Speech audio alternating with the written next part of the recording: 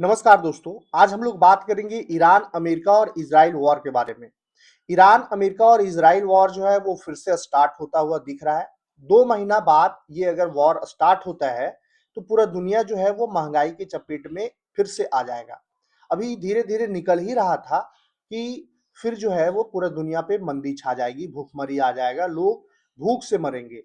ये इस तरह का हाल हो जाएगा।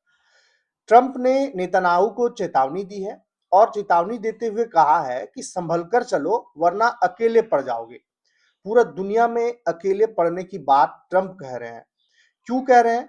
क्या इजराइल को सपोर्ट कर रहा था, दुनिया के अदर कोई देश सपोर्ट कर रहा था, या ईरान को कर रहा था, या अमेरिका को कर रहा था? ये तीनों अपने लड़ रहे थे।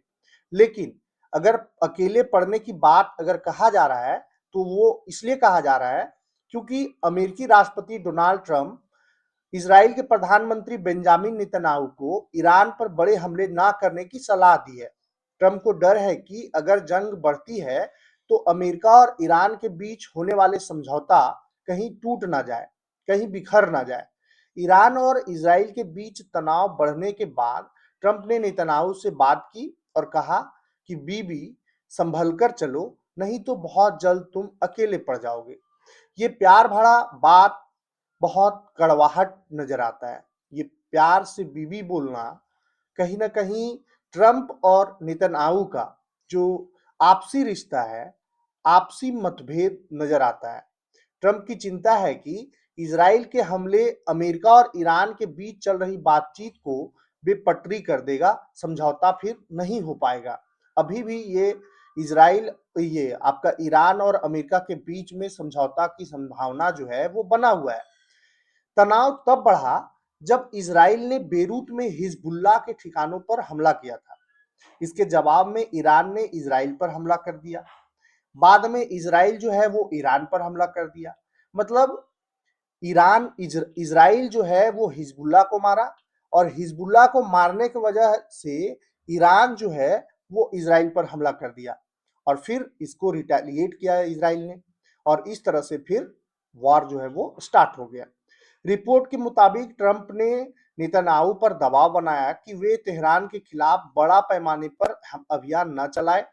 इसके बाद इजराइल ने आगे की कार्रवाई जो है वो रोक दी है, और नेतन्याहू ने कहा कि इजराइल जरूरत पड़ने पर फिर से कार्रवाई करेगा, लेकिन अभी हम शांत हैं। ये भी नेतन्याहू ने कहा, इजराइल का कहना यह भी है कि हम किसी भी हाल में इजराइल को, ईरान को परमाणु शक्ति नहीं बनने देंगे, परमाणु हथियार हासिल नहीं करने देंगे। अब ये घटना जब हुई तो इजराइल और ईरान में 2 महीने बाद जंग स्टार्ट हो जाता है, और अप्रैल में हुए सीज फायर के बाद ईरान इजराइल पर 30 बैलिस्टिक मिसाइलें दागी।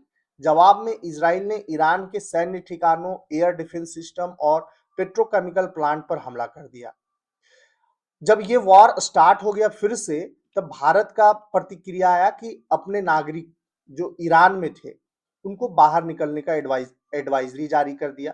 बोला भैया अब फिर से अगर कहीं स्टार्ट हो जाता है तो ज्यादा लेट लतीफा किए बिना आप लोग आ जाइए, भारत आ जाइए। हुती विद्रोहियों ने भी, जब इजराइल और ईरान का वॉर फिर से स्टार्ट हुआ, तो हुती विद्रोही जो वहीं रेड सी में रहते हैं वो बोले कि हम यमन में रहते हैं, और अमन में हुती विद्रोही जो है वो रेड सी में जो भी तेल व्यापार होता है उसमें हमला कर देते हैं। इनका हुती विद्रोहियों ने इजराइल के जहाजों पर नाकाबंदी करने का ऐलान कर दिया। बोला कि अब हम इजराइल का जितना भी जहाज इधर से पास होगा उस पर हम हमला कर देंगे। और ये वॉर स्टार्ट फिर से होने की वजह से 3% तक जो क्रूड ऑयल है वो महंगा हो गया।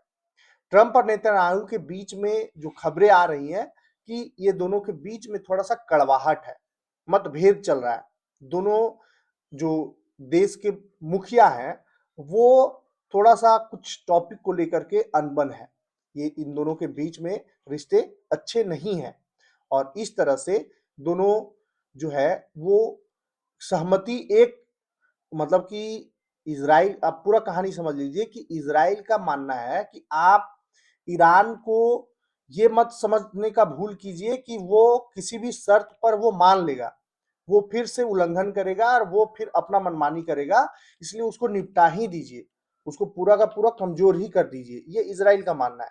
लेकिन अमेरिका चालाक है, अमेरिका जानता है कि मेरा अब खर्च बढ़ रहा है, ये दोनों की लड़ाई, और हम गए थे छत्र छाया बन करके कि हम खत्म कर देंगे, और बाद में पता चला कि ईरान जो है वो हमको परेशान कर रहा है, जैसे 20 सालों तक अफगानिस्तान किया, वैसे ही कहीं ईरान भी ना करने लगे। तो पीछे हट गया अमेरिका और सीज फायर और समझौता पर आ गया, जो नामंजूर हो गया इजराइल को।